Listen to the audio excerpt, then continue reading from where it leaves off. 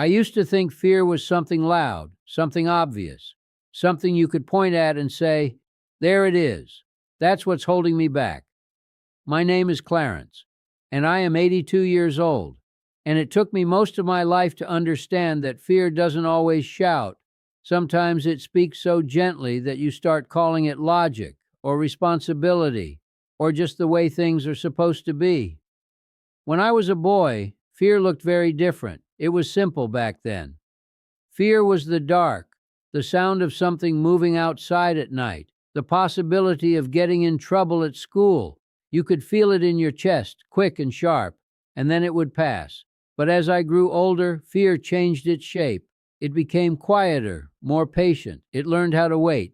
By the time I was in my 20s, I no longer called it fear. I called it being sensible. I remember my father used to say, "A steady life is a good life," and I believed him. I built my decisions around that idea, brick by brick, choice by choice, until I had something that looked solid from the outside. I got a job early, nothing glamorous, just a stable position in an office where the days followed each other so closely they almost blurred together. Same desk, same people, same routine. There was comfort in that. Predictability has a way of making you feel safe, like nothing can really go wrong if everything stays the same. I had a friend back then. His name was Daniel. He was the opposite of me in almost every way. Restless, curious, always talking about what he wanted to do next. One evening after work, we were sitting outside a small cafe, and he told me he was leaving the city. He wanted to travel, maybe start something of his own. He didn't even know exactly what yet. He looked at me and said, "Come with me, Clarence. We'll figure it out as we go." I remember feeling something in that moment, something like excitement mixed with fear, like standing at the edge of something wide and unknown. And then, almost immediately, my mind began to close in around it. What about money? What about stability?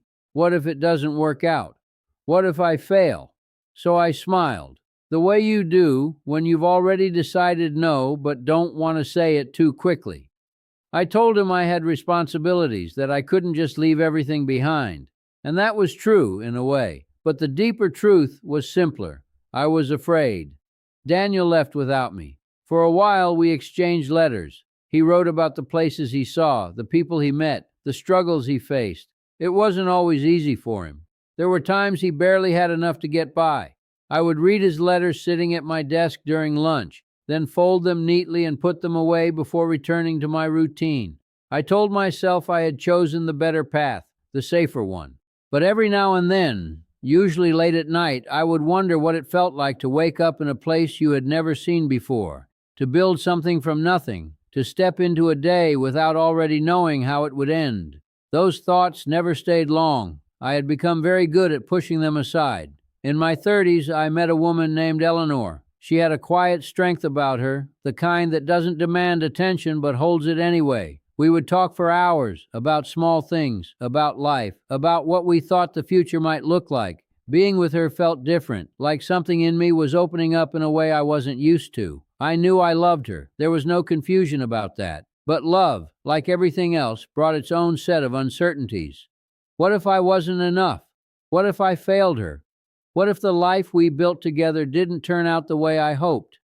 Instead of moving forward, I hesitated. I waited for the right moment, the perfect certainty that would tell me it was safe to take that step. But life doesn't work that way. It doesn't pause while you gather your courage. One day she told me she was leaving the city for a new job. She said it gently, not as an ultimatum, just as a fact. There was a moment, right there, where I could have said something real, something honest. I could have told her how I felt, asked her to stay, or even decided to go with her. But I didn't. I told her I understood. I wished her well. I stayed exactly where I was. After she left, I went back to my routine as if nothing had changed. And on the surface, nothing had.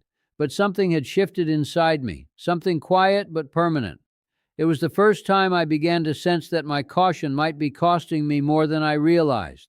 Still, I didn't change. Years passed. My career progressed in small, predictable steps. Promotions that felt more like extensions of the same life rather than new chapters. People around me moved, changed, took risks, built families, lost things, found new things. My life remained steady. There is a kind of comfort in that steadiness. I won't deny it. You know what tomorrow looks like. You know how your days will unfold. But there is also a kind of silence in it, a lack of movement that you don't notice at first. In my 40s, I started to feel it more clearly. Not regret, not exactly. More like a question that didn't have words yet. I would sit alone sometimes, usually in the evenings, and feel this quiet restlessness, as if there was something I was supposed to have done or said or tried, and I couldn't quite remember what it was. I ignored it, the way I had ignored so many things before. Life continued. I took care of my responsibilities, showed up where I was expected, did what was required of me. From the outside, it looked like a good life, respectable, stable, nothing to criticize. But inside, something was slowly fading. By the time I reached my 60s, that quiet question had become harder to ignore. I retired from my job after decades of service. There was a small gathering, some kind words, a watch as a gift, the usual gestures. People shook my hand, thanked me, told me I had done well. And then, suddenly, it was over. The next morning, I woke up and realized I had nowhere to be. At first, it felt like freedom. No alarms, no schedules, no obligations. But after a while, that freedom started to feel like something else. Without the structure of work, I was left alone with my thoughts in a way I had never been before. That's when everything I had avoided began to return. Not as dramatic memories, but as quiet moments replaying themselves. Daniel asking me to come with him. Eleanor standing in front of me, waiting for an answer I never gave. Opportunities I had dismissed without truly considering them. Paths I had never allowed myself to walk. I began to understand something that had been hidden from me all those years. Fear hadn't just influenced my decisions, it had defined them. And the strangest part was, it had done so without ever announcing itself. It never said, "I am fear and I am controlling your life." It said, "Be careful, be reasonable, don't take unnecessary risks." It sounded wise, it sounded responsible, but it wasn't.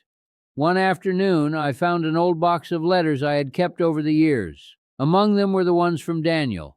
I sat by the window and read them again, one by one. I could almost hear his voice in the way he described his life. The uncertainty, the excitement, the failures, the small victories. There was one line that stayed with me. He had written, "I don't know if any of this will work out, but at least I know I'm living it." I put the letter down and sat there for a long time. At some point, I realized something simple and painful at the same time. I had spent my life trying to avoid failure, and in doing so, I had also avoided living fully. That realization didn't come with anger or self-hatred. It came with a kind of quiet clarity, like finally seeing something that had been right in front of you all along. I started to look at fear differently after that, not as something to eliminate, because you can't eliminate it. It's part of being human, but as something to recognize for what it is. Fear is not always your enemy, but it is not always your guide either. The problem is, if you never question it, it becomes your default voice. It starts making decisions for you, small ones at first, then larger ones, until one day you look back and realize how much of your life was shaped by something you never truly examined. In my 70s, I began to make small changes, nothing dramatic. I wasn't suddenly going to travel the world or start a new career, but I started speaking more honestly, saying things I would have kept to myself before, reaching out to people I had lost touch with, trying things that made me slightly uncomfortable instead of immediately stepping back. I remember the first time I stood up in a small community gathering and shared a personal story. My hands were shaking, my voice felt uncertain, but I did it anyway. And afterward, someone came up to me and said, "I didn't know anyone else felt that way." That moment stayed with me, not because it was big or impressive, but because it showed me something I had missed for so long. There is a kind of connection, a kind of meaning that only appears when you step beyond your fear, even in small ways. I often think about how different my life might have been if I had understood this earlier. Not necessarily better in every way, but fuller, richer in experience, in relationships, in moments that truly felt lived. But I don't dwell on that too much. Too. Regret can become another form of fear if you're not careful. Fear of what you didn't do, fear of what you can't change. Instead, I try to focus on what is still in front of me, even now, at 82. And that's why I'm speaking to you like this, because you are still in the part of life where choices are being made every day, often without you even realizing their weight. You might think fear is protecting you. In some cases, it is. But in many others, it is quietly taking things away from you. Not in a dramatic, obvious way. It doesn't knock on your door and announce itself. It shows up in hesitation, in the moment you decide not to speak, not to try, not to take a step forward because you're not completely certain of the outcome. And those moments, small as they seem, add up. They shape your life more than the big decisions you spend so much time worrying about. If there is one thing I have learned, it is this. You don't need to eliminate fear to live a full life. You just need to stop obeying it without question. The next time you feel that hesitation, that quiet voice telling you to stay where you are, take a moment and ask yourself where it's coming from. Is it truly wisdom, or is it fear wearing a calm, reasonable face? You may not always choose to move forward, and that's fine. Not every risk is worth taking, but at least make it a choice, a real one, not something decided for you by a voice you never challenged. Because one day, much later than you expect, you will find yourself sitting in a quiet room with more time behind you than ahead of you. And in that silence, you will not be thinking about the times you tried and failed. You will be thinking about the times you didn't try at all. I know that because I am sitting in that silence now. And if my voice can reach you before you get here, if it can make you pause even for a moment and look at your own life a little more honestly, then maybe something changes. Not everything. Just enough. Enough for you to take one step you would have avoided before.